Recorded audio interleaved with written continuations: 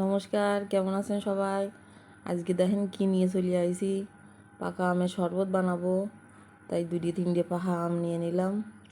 নিয়ে আম সাইড দিয়ে ধুয়ে নিচ্ছি ভালো করিয়ে, কসলাই ধুয়ে নিচ্ছি। যদি আমের গায়ে ময়লা ঠয়লা থাকে সেই জন্যে ভালো করে ধুয়ে নিচ্ছি। পাকা আম এমনি ছুলিয়ে কাটিয়ে সারাদিন খাতে আর বেরুচ লেগে যাচ্ছে। এবার ভাবলাম যে তাহলে এবার বসে 2টি আম নিয়ে ছুলিয়ে আমের শরবত বানাই দেই কিরাম লাগে খাতে, আর সবার সাথে শেয়ার করি, তাহলে সবাই এরামেরে বানায় খাতেও পারবে না। 2-3টে পাহা আম নিয়েছি, নিয়ে আমগুলো ভালো করে কাটিয়ে ছুলিয়ে নিচ্ছি। আমের আটি কোনো কাজে লাগবে না, শুধু আম লাগবে।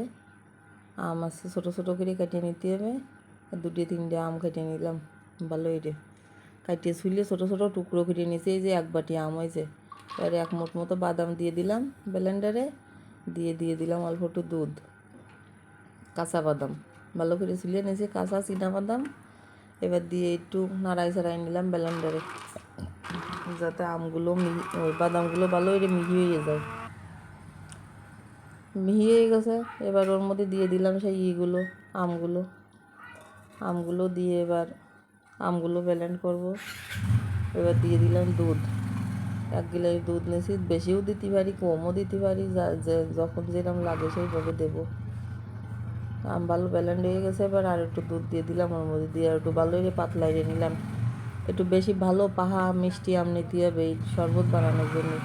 টক আম হলেই সেরকম স্বাদ লাগবে না। এবার খুলিয়ে দেখি কী অবস্থা। এই তো হয়ে গেছে ব্লেন্ড করা। এবার ঢালিয়ে নেওয়ার পালা।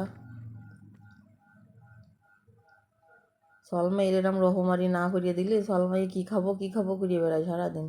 তার জন্যই এই ব্যবস্থা। এই আম কাটিয়ে দিলে আম একবারেতে 2বার খাইছে, আর খাবে না। এই যে এই শরবত বানাই দিছি, 1 গ্লাস 2 গ্লাস বানাই দিলেও খাই বলবে না। এবার দিয়ে দিলাম 2 গ্লাসে ঢালিয়ে। এবার ওতে একটু ছোটো টুকরো করে আম দিচ্ছি, ভালো একটু ডিজাইনের করার জন্যে, ভালো দেখার জন্যে। আম কাটিয়ে দিলে তোমরা খাবা না, আবার এদিকে আমের জুস বানাই দিলে খাবা, সেরাম হয়েছে।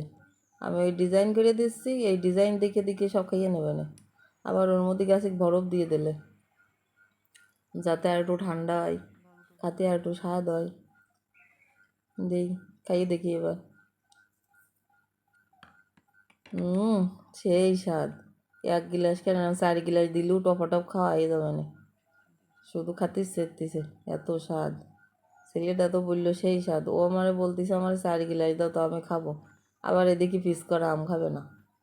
কদিন কি জ্বালায় আমার সলমের জন্য এইসব করে বেড়াতে এসছে।